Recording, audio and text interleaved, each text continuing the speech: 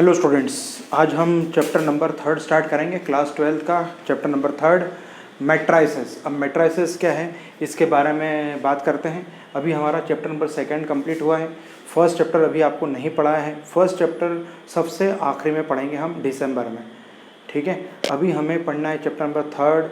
Second पढ़ लिया, second, third, fourth, fifth, यानी सेकंड से लेके 13 चैप्टर तक लाइन से पढ़ेंगे, सीरियल ऑर्डर से पढ़ेंगे, और 13 चैप्टर के बाद फिर फर्स्ट चैप्टर लेंगे, ठीक है। यस, क्योंकि फर्स्ट चैप्टर अभी आप पढ़ लोगे, फिर एग्ज़ाम तक फिर आप भूल जाओगे, समझ में नहीं आया, फिर से पढ़ना पड़ेगा, क्योंकि फर्स्ट चैप्टर जो है वो रिलेटेड है 11th क्लास से। तो 11th में जो चैप्टर था वो ओमिटेड था, तो वो ओमिटेड चैप्टर से रिलेटेड फर्स्ट चैप्टर है। जब तक वो उसके कंसेप्ट हमारे 11th के क्लियर नहीं होंगे, इसलिए हमने उसे आखिरी में रखा है।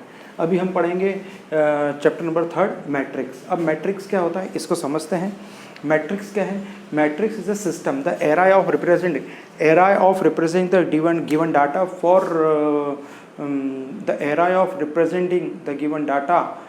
एरा जो होता है, एरा यानी सिस्टम, डाटा को लगाने का, जमाने का जो सिस्टम होता है, उस सिस्टम को हम मैट्रिक्स कहते हैं। मैट्रिक्स एक डाटा को लिखने की एक पद्धति है, ठीक है।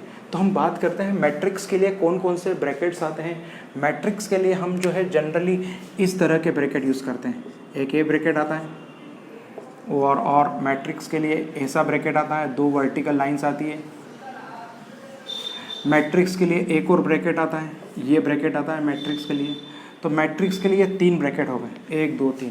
तो मैट्रिक्स जो है 1 2 और 3 ब्रैकेट यूज़ करते हैं, पर हमारी बुक में ये वाला ब्रैकेट यूज़ किया गया है, इसलिए हम मैट्रिक्स में ये ब्रैकेट यूज़ करते हैं।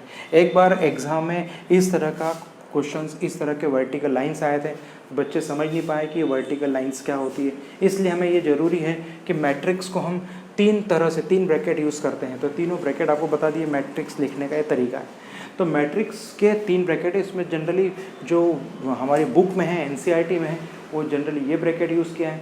तो आपको इस ब्रैकेट का हमें फ्रिक्वेंटली काम पड़ेगा। बाकी ये दोनों ब्रैकेट भी सिस्टम के लिए हम यूज़ कर सकते हैं। तो era of representing the given data for particular era represent, इसका मतलब क्या है? ये जो ब्रैकेट है, इस ब्रैकेट में हम सिस्टम लिखते हैं 2 5 6 7 8 9। ये जो आंकड़े हैं, ये जो डाटा है, ये डाटा लिखने की जो विधि है, पद्धति है, उसे हम मैट्रिक्स कहते हैं। तो मैट्रिक्स क्या है? मैट्रिक्स आंकड़ों को लिखने की एक व्यवस्था है, उस व्यवस्था का नाम मैट्रिक्स है, ठीक है। अब इसमें क्या है?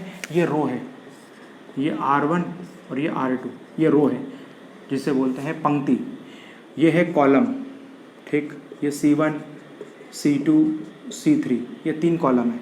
इसलिए इसका ऑर्डर हो गया है, 2 रो है तो 2 रो और 3 कॉलम। 2 रो, पहले रो आता है बाद में कॉलम आता है, तो 2 रो है और 3 कॉलम है, इसलिए इसे हम रो कॉलम ऑपरेशन बोलते हैं या रो कॉलम बोलते हैं। पहले हमेशा रो आती है, बाद में आते कॉलम। रो और कॉलम दोनों अलग अलग हैं। आपको दिख रहा है, इसका शेप ही रेक्टेंगुलर दिख रहा है। जिसमें number of row number of column के बराबर नहीं होते हैं, उसे हम रेक्टेंगुलर मैट्रिक्स बोलते हैं। तो रेक्टेंगुलर मैट्रिक्स का मतलब क्या है? जिसमें रो और कॉलम अलग अलग हो। स्क्वायर मैट्रिक्स में नाम ही 5 6 7 8, इसमें 2 रो और 2 कॉलम है, इसे हम स्क्वायर मैट्रिक्स बोलते हैं। इसे क्या बोलते हैं हम? Square matrix. तो स्क्वायर मैट्रिक्स में number of row number of column के बराबर हो, number of row number of column के बराबर हो, उसे हम स्क्वायर मैट्रिक्स कहते हैं। Rectangular matrix number of row number of column के बराबर नहीं हो, उसे हम रेक्टेंगुलर मैट्रिक्स कहते हैं। ये तो सिर्फ कॉमन है, सिंपल, आप देख के समझ जाते हैं कौन सा रेक्टेंगुलर है, कौन सा स्क्वायर मैट्रिक्स है। एक होता है नल मैट्रिक्स। नल मैट्रिक्स है 0 0 0 0, ऐसा मैट्रिक्स जिसके सारे एलिमेंट जीरो, उसे नल मैट्रिक्स बोलते हैं। चलिए फिर हम बात करते हैं कि रो मैट्रिक्स 5 6 7, इसमें 1 रो है और 3 कॉलम है, ये 3 कॉलम है, रो 1 है, 3 कॉलम है। तो जिसमें 1 रो होती है उसे रो मैट्रिक्स बोलते हैं। जिसमें एक कॉलम होता है 5 2 7, इसमें 1 कॉलम है, इसका मतलब 3 रो है और 1 कॉलम है। ये 1 2 3 रो है और 1 कॉलम है, इसे हम कॉलम मैट्रिक्स बोलते हैं। इसे क्या बोलते हैं? रो मैट्रिक्स बोलते हैं। इस तरह से अभी आपने पढ़ा कि रो मैट्रिक्स क्या होता है, कॉलम मैट्रिक्स क्या होता है, इसके बारे में डिटेल आपने बात की है। तो मैट्रिक्स का रिप्रेजेंटेशन बता दिया आपको कि मैट्रिक्स किस तरह से रिप्रेजेंट करते हैं।